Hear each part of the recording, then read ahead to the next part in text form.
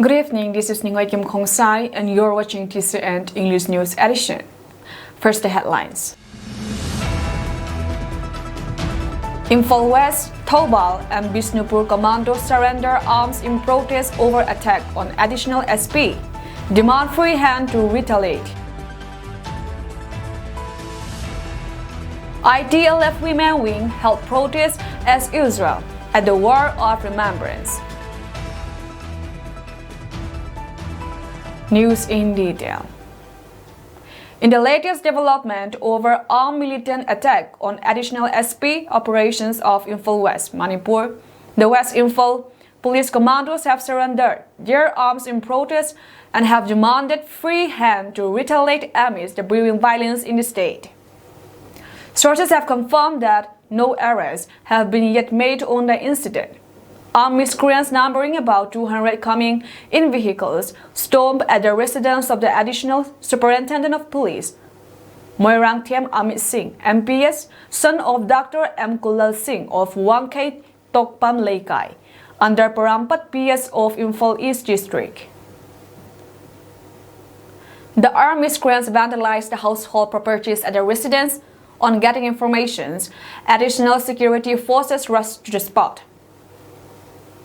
In the resulting police actions, two individuals, namely Rabinas Moirangthem, 24 years, son of Emran Zent of Kwakgeital Angkam, Laikai, and Kangzugam Bin Sim, 20 years, son of K. Abusana of Kongman Basikom, sustained injuries on their persons and were admitted to Zainim's Hospital, Parampat. In the midst of the incident, the additional SP and one of his escorts were abducted by the armed miscreants. They were later rescued from Kwakgeital, Kongzeng Laikai area and admitted to Rasmati City for medical treatment. A case has been registered in this regard and investigation has started.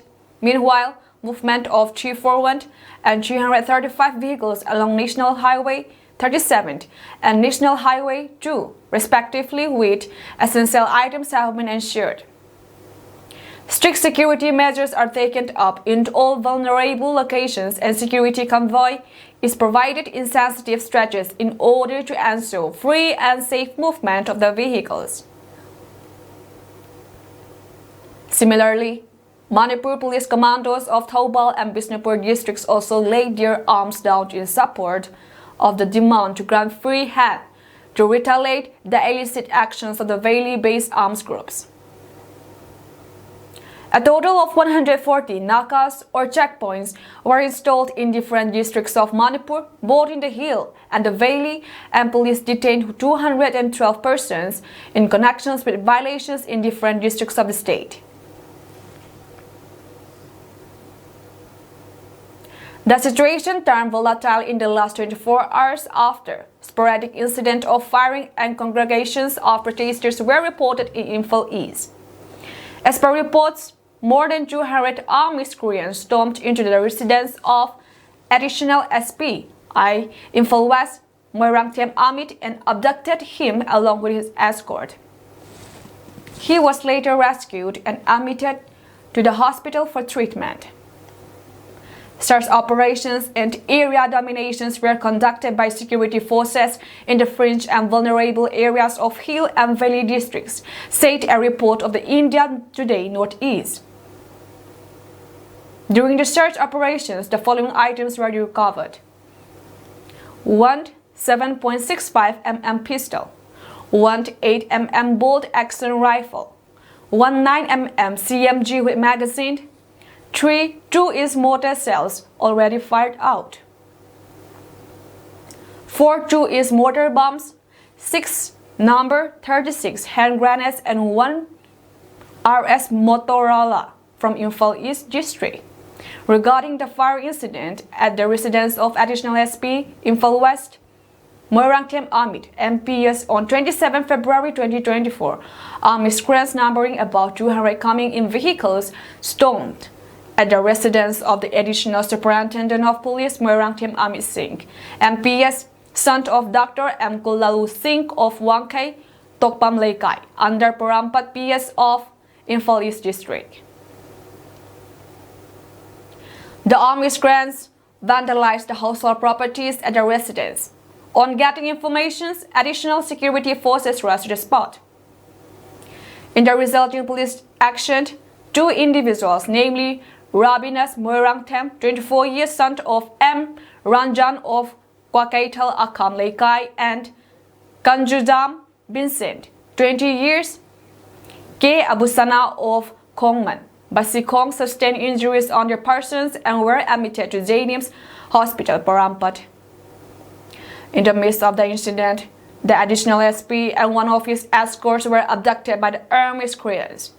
They were later rescued from Kwakaital, Konzenlekai area and admitted to Rasmedi City for medical treatment. A case has been registered in this regard and investigations have started. Meanwhile, movement of 341 and 335 vehicles along National Highway 37 and National Highway 2 respectively with essential items have been ensured. Strict security measures are taken up in all vulnerable locations and security convoy is provided in sensitive stretches in order to ensure free and safe movement of the vehicles.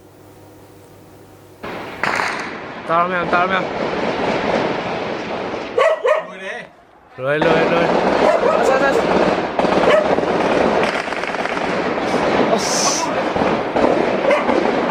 Bắt ra đi. Không đâu mà chết luôn mà không được thủ. Không đâu mà xin mời không ngạc tuyên. Không mà tập rồi hãy lấy phụ thể.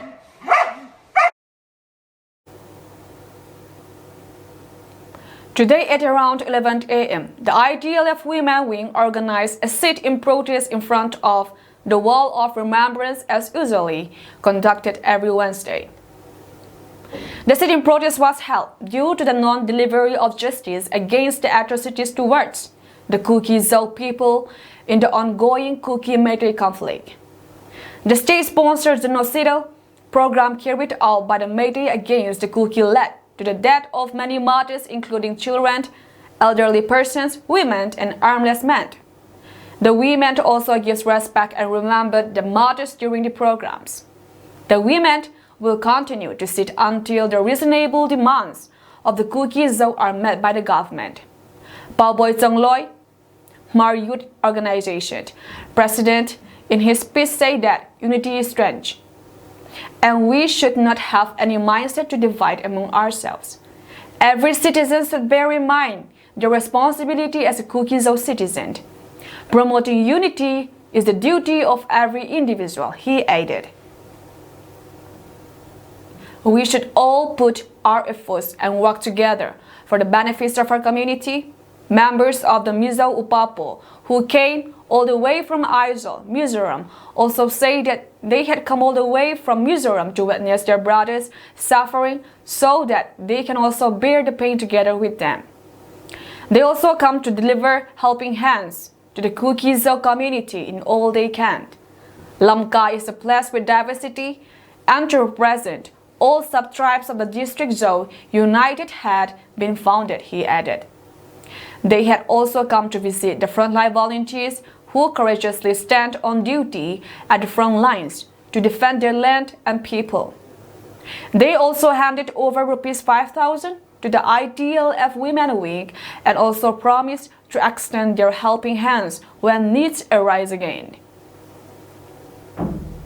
Reverend Dr. V. Lengaktang, Secretary Zou United, also gave a motivational speech to the protesting women as well as the frontline heroes. The women folks from Tuinum, Headquarter Vang, Naisil Vang, Gangte Vang, Langzol Area Unit, El Pinum, Simtum Vang, Dorcas Vang, Bethel Vang, Gochinkot Vang, Hebron Vang, Muya Vang, Lailam Vang, Elim Vang, Nazareth Vang, Zomi Colony, Ongkat Vang, Manyang Vang, Sion Vang, Jingmang Vang, Zenhang Lamka, Salim Vang, Khuzampai Simul Unit, District Headquarter Tuibung Unit, Hyangtam Lamka, Rengkai and Sidon attended the sit-in protest today.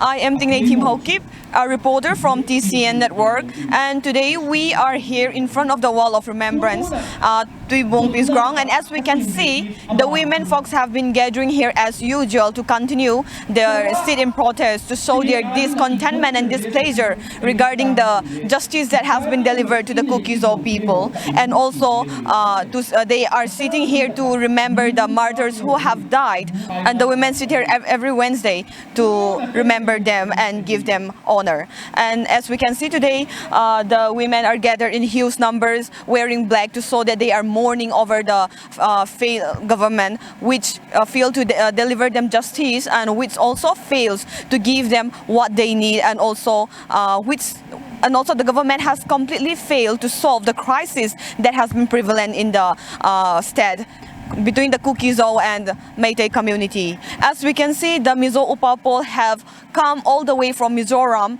Aizawl, to join today's program, which signifies that this sit-in protest is not held just for the tradition or just for some show-off, but then this has been taken seriously by the people of Kuki-Zo women, ITLF Women Wing, to show and to tell the government that they will continue this sit-in protest until their demands has been met, all the way from Mizoram to join this program and to motivate the frontline volunteers as well as console the victims' families, and also to motivate the women who are protesting here every Wednesday, besides all the hardships, leaving behind their families, leaving behind their business, and imposing shutdown every Wednesday while they come here and sit here together protesting in front of the mini secretariat or the Wall of Remembrance to show the government how devoted they are in their demands and how genuine their heart.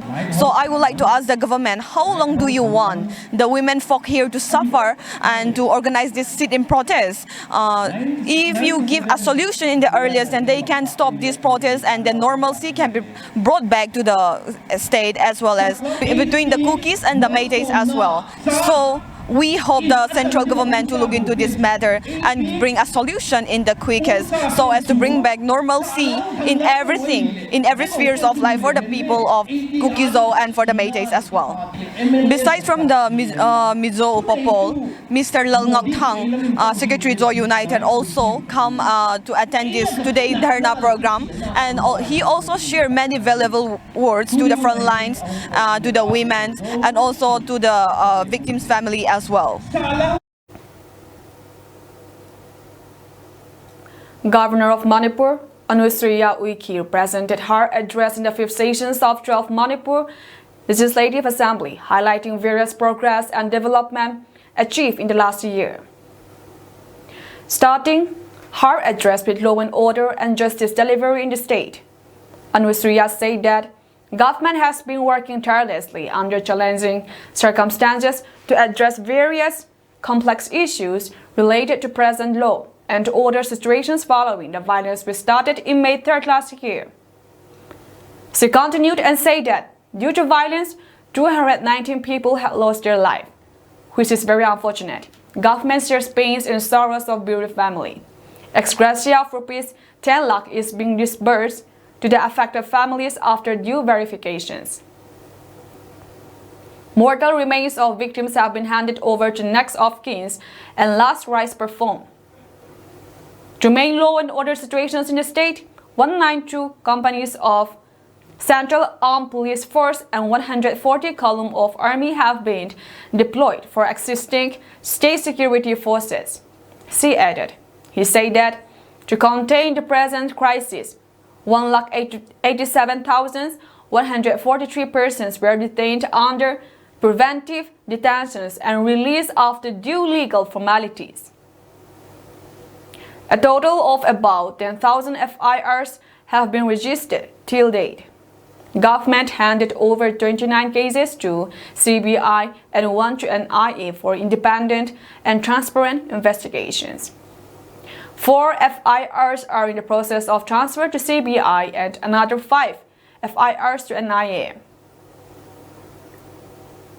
Stating about protections of religious rights and displaced people property, she said that Coordinated security coverage is provided at identified religious buildings and properties of displaced persons at vulnerable locations to prevent further distractions or encroachment. Continuous attempts are being made to resettle the displaced people. She also briefed about various initiatives taken up for welfare of displaced people, both Hilt and Valley. Anusriya also highlighted about present crisis-affected economy of the state. She said that financial year 2023 to 2024 have been a difficult year for the state. The ongoing unrest in the state has taken a heavy toll on the state's economy. Given the trend of own tax and non-tax collections so far, the state may lose fiscal resources to the tune of rupees 800 crore during the current fiscal year. This had a major impact on the budgeted resource availability of the state.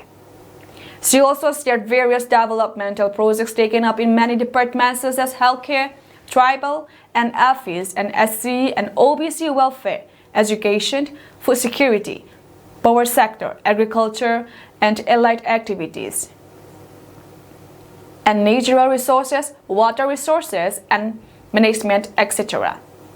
She concluded her speech urging people of the state to extend their support and cooperation to restore peace and harmony so that the state move forward on the path of prosperity. The ZSP General Headquarters had a meeting with the ZSP Executive Singha Block today, where they discussed about the future plans they should execute for the betterment of the community. Kamswan Pao, President ZSP General Headquarters, led the program where they discussed about ways to execute the planned programs of the Singha Block. They also meet with the principal of Singha Government Higher Secondary School after the meeting. Thangloon Lalsamte, Vice President, Administration, ZSP General Headquarters, said that the education sector has been one major focus of the ZSP and elaborated the activities of the program. The President reminded the teachers of their great responsibilities and further urged them to continue to do their job better for the future of the students who are the pillar of the nation. The principal also gave a report regarding the administrations of the school and also said that the school has been running smoothly so that the student gets the proper education. The ZSP General Headquarters also thanked the dedicated teachers who come to take class regularly. KSO General Headquarters met the Mizoram Governor Hari Babu Kambhampati today under the leadership of KSO General Headquarters Education Secretary Thangmoy Haokip. During the meeting, the representatives make known the hardships and inconveniences faced by the students who took up professional course to the governor. They also requested him to give a helping hand for the students so that they can continue their unfinished course and submitted a memorandum as well. The Mizoram governor responded in a positive answer, saying he himself will seek meeting with the concerned higher authorities like the Ministry of Home Affairs, Ministry of Health and Family, and Home Ministry. And also he gave word that he will take the trouble to hand over the memorandum to the Home Ministry. Combined forces of the Assam Rifles and Manipur Police recovered a cache of arms and ammunition during routine search operations at Sabungkok Kunau, Janung Ridge in Imphal East District Police said on Tuesday. As per India Today Northeast, the recovered items which were found on Monday included 3 improvised long-range mortar, 2 empty cases of improvised long-range mortar, 3 live rounds of mortar, a 9mm pistol along with magazine, 3 live grenades, 1 live 2-inch mortar round, 1 12-bore single-barrel gun, and 12 live bore rounds. Meanwhile, Imphal East District witnessed trouble today evening as a gun battle broke out allegedly between armed groups and security guards of an additional SP at around 6:50 p.m. The firing took place in the Wangkai area of Imphal East. Cross-firing is said to be near the residence of additional SP in the Wangkai area of Imphal East. The situation has reportedly been brought under control after security personnel reached the spot later in the evening. Manipur has been shocked by ethnic violence since May last year, and over 180 people were killed. The violence erupted on May 3rd after a tribal solidarity march was organized in the Hill district to protest against the Métis community's demand for scheduled tribe ST status. Métis account for about 53% of Manipur's populations and live mostly in the Imphal Valley, while tribals, which include Nagas and Kukis, constituted 40% and reside mostly in the Hill districts.